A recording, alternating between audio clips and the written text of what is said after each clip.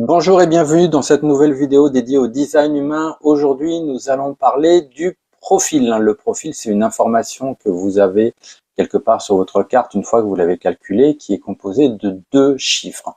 Un premier chiffre, un slash, un deuxième chiffre. Les chiffres vont de 1 à 6. Le 1 et le 6 peuvent être d'un côté ou de l'autre. On voit ici, par exemple, qu'on a le 6-2.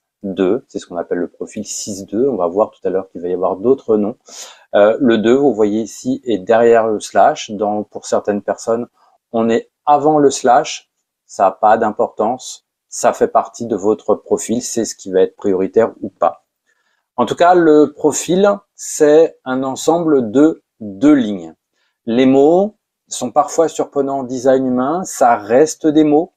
Il n'y a rien de bien ou pas bien, comme je l'ai déjà dit sur les centres ou à différents endroits. C'est comme tout élément du design humain, des informations qui sont utiles, d'autres qui vont être des points d'attention.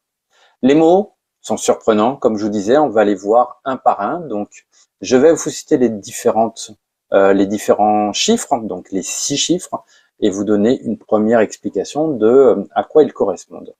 Le 1, c'est l'investigateur. L'investigateur, c'est la personne extrêmement curieuse qui a toujours besoin d'avoir plein d'informations. On est sur le niveau des informations. C'est l'éternel étudiant qui veut toujours en savoir plus et qui est toujours en train de rechercher plein d'informations à différents endroits. Le 2, c'est l'ermite.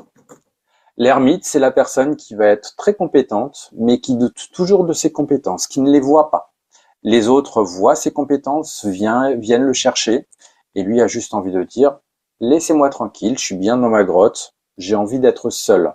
L'ermite, c'est le sage au bord de la rivière qui voit passer plein de choses qui ne vont pas l'intéresser, mais quand quelque chose va l'intéresser, il va sortir de sa grotte, il va sortir de sa méditation et ne va plus le lâcher. Les deux ont besoin de beaucoup de temps seuls.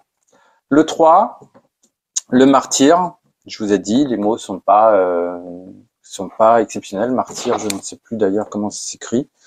Voilà, c'est plus comme ça, excusez-moi. Le martyr, c'est la personne qui est également très curieuse, mais qui a besoin d'expérimenter, qui a besoin de tester, vérifier, valider, se faire ses propres certitudes. Il ne va pas croire sur parole. Il a besoin d'expérimenter, de voir comment ça marche. Ce sont des personnes qui vont être plus confrontées à l'échec parce qu'ils font plus de tests que les autres. Mais ce sont également les personnes qui vont faire les plus belles découvertes.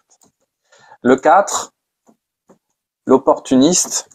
Je vous ai dit, les mots sont pas exceptionnels, donc vous pouvez trouver opportuniste, opportun. Alors vous pouvez trouver d'autres mots. Ces mots-là sont les mots officiels. Je suis certifié en design humain, donc j'utilise les mots officiels. L'opportuniste ou l'opportun, en tout cas, c'est la personne qui saisit les opportunités. C'est une personne qui est passionnée, qui a de grandes connaissances, de grandes compétences, et qui a besoin d'un réseau de confiance pour pouvoir passer ces opportunités, recevoir ces opportunités. C'est la personne passionnée, elle a besoin d'avoir des personnes avec qui partager sa passion. Ça peut être un petit réseau, ça peut être un grand réseau, cela n'a pas d'importance, mais en tout cas, c'est un réseau de confiance. Le 5, c'est l'hérétique. L'hérétique, c'est la personne qui est très douée, qui a beaucoup de compétences et qui est capable de beaucoup de pragmatisme, qui est capable de trouver des solutions universelles, qui est capable de trouver des solutions pour les autres sur la base de ses connaissances, de ses compétences. C'est les personnes qui vont trouver les solutions. C'est les personnes qui vont être capables c'est celles qu'on va voir dès qu'on a un problème parce qu'on sait qu'elles vont être capables de nous trouver la solution qui convient. Ce sont les personnes qui sont capables de trouver les solutions universelles. Et puis on a le 6. Le 6, c'est le rôle modèle. Le rôle modèle, c'est 3 phases de vie. Hop là, pardon.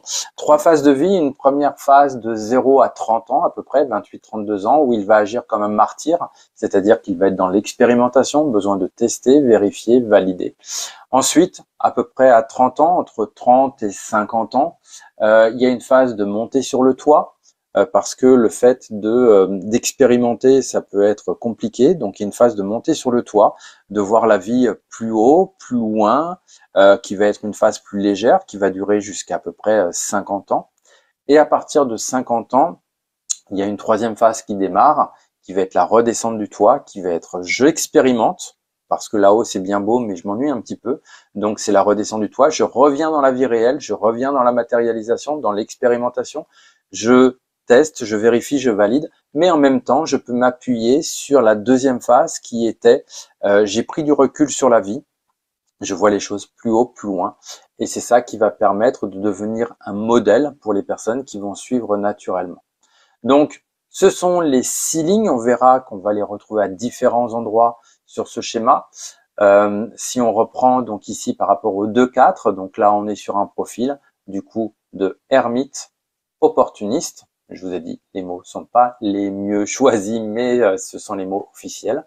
Donc le profil ermite opportuniste, donc va combiner le côté ermite, besoin d'être seul, mais le côté opportuniste aussi, le fait d'avoir un réseau, besoin d'avoir un réseau pour partager ses opportunités. Sur cet autre exemple, on est sur un rôle modèle ermite, donc 3 phases de vie, le côté ermite.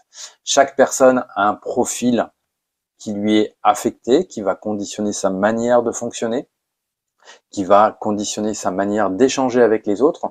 Donc, regardez votre profil, voyez comment ça vous parle, et puis, bien évidemment, likez cette vidéo, abonnez-vous à la chaîne, et au plaisir de vous présenter de nouveaux éléments du design humain dans une prochaine vidéo.